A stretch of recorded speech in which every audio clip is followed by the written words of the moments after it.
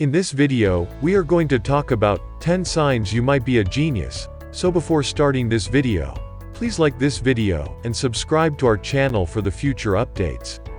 The capacity to read and write well is not always a reliable measure of natural intellect.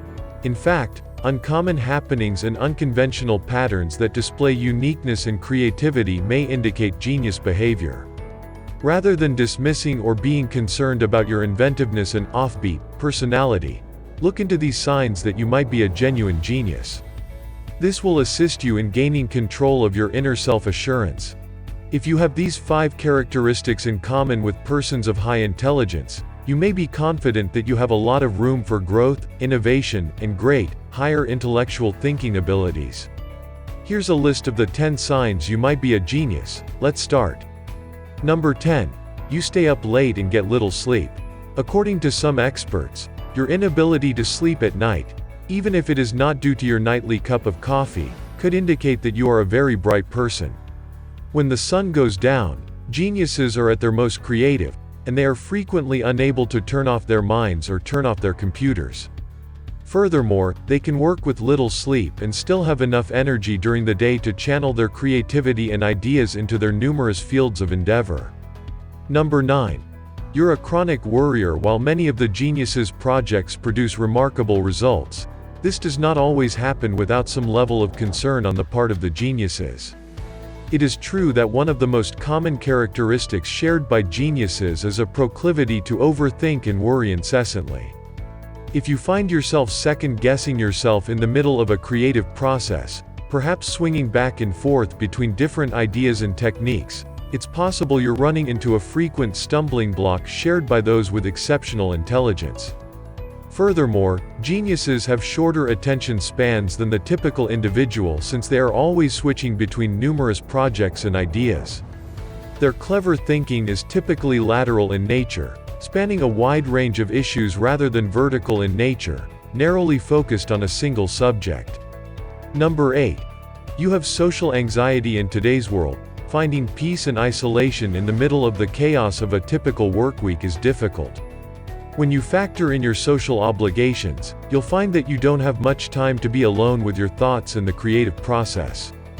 People with genius abilities frequently seek solitude from others in order to nurture their capacity to pay attention to what they are doing, due to their social anxiety and obsessive desire for me time. Number 7. You worry too much. Because of the constant ideas and questions that run through their heads, geniuses aren't always the most laid-back people. Most of us can simply dismiss existential problems, but the smarter among us are unable to do so. They obsess over every last detail, which can be draining emotionally. Worrying, in its most basic form, entails preparing yourself for the potential of something bad happening. People who suffer from anxiety spend a lot of time worrying, even about situations that are highly unlikely to occur. This may appear to be contradictory. However, consider the following possibilities. Highly clever people may not waste time worrying about things that are unlikely to occur. They may also feel more confident in their capacity to deal with any obstacles that arise. They are less concerned as a result of their increased confidence. Highly educated people, on the other hand, may spend more time worrying because they have a broad understanding of potential hazards and want to be prepared for every eventuality. This anxiety may lead to brainstorming strategies for dealing with the circumstance or considering ways to stay out of trouble. Number 6. You might struggle with addiction. Many people, including geniuses, enjoy getting messed up on drugs and booze. Some of history's greatest creative minds have struggled with drug or alcohol addiction. Sigmund Freud's love of cocaine was Xanax, Valium, cocaine, NyQuil, booze, and pot, while Stephen King was high off his ass for a large part of his career on Xanax, Valium, cocaine, NyQuil, alcohol, and weed. When you think about it, it's actually rather astounding. This by no means implies that all addicts are geniuses, or that all geniuses are addicts. However, there appears to be a true link here. It's no secret that the best leaders among us, the most focused, passionate, and innovative thinkers, are wired differently than the rest of us. These characteristics, which should not go too far into pathology, are regarded to be the precise qualities that propel a person to celebrity in the first place. However, there is another comorbidity that is more prevalent in high-powered achievers: the risk of substance abuse. And, according to most specialists, this overlap is also fairly reasonable, and it can be explained in psychological, biochemical, and neurological terms. Number 5. You're a little scatterbrained. While there's nothing wrong with being disorganized, it's fair that some individuals require a bit more structure in their lives. Perhaps they appreciate the creative parts of being disorganized, but they'd prefer to stop forgetting where they left their keys when they get home from work. Respectable in every way. So, what are your options? To begin, create a calendar to help you keep track of your ideas and organize your time. It can also aid with the recall of events such as meetings and crucial deadlines. Putting it on a calendar assists you to plan ahead and stay on top of things. And once you've organized your calendar, you should also manage your surroundings. Having a well-organized room, for example, is beneficial. Despite the fact that we've already heard the "but I know exactly where everything is" argument, cleaning should still be attempted. Begin by placing your tiny items in the same location each day. You'll never have to worry about losing your keys again once you get into the habit of doing so. Number 4. You constantly challenge yourself. A great genius is never satisfied with the status quo. He's never satisfied with just studying the basics. He continually challenges his intellect with mind-bending games, illusions, and riddles, to mention a few. There are a plethora of horrible things written and pushed on how to train your brain to become smarter on the internet.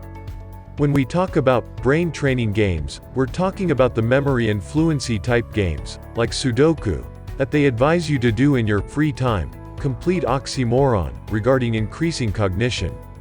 We're going to debunk some of the myths regarding brain training games you've heard before. Here's how it goes. They are ineffective. Individual brain training games do not make you smarter. Rather, they improve your ability to play the games. They do serve a role now, but it is just temporary. The first principle of seeking novelty is the key to obtaining something out of those types of cognitive tasks. Once you've mastered one of the brain training game's cognitive exercises, you'll need to move on to the next more difficult action. Trying to learn how to play Sudoku? Great. Now it's time to move on to the next level of difficulty.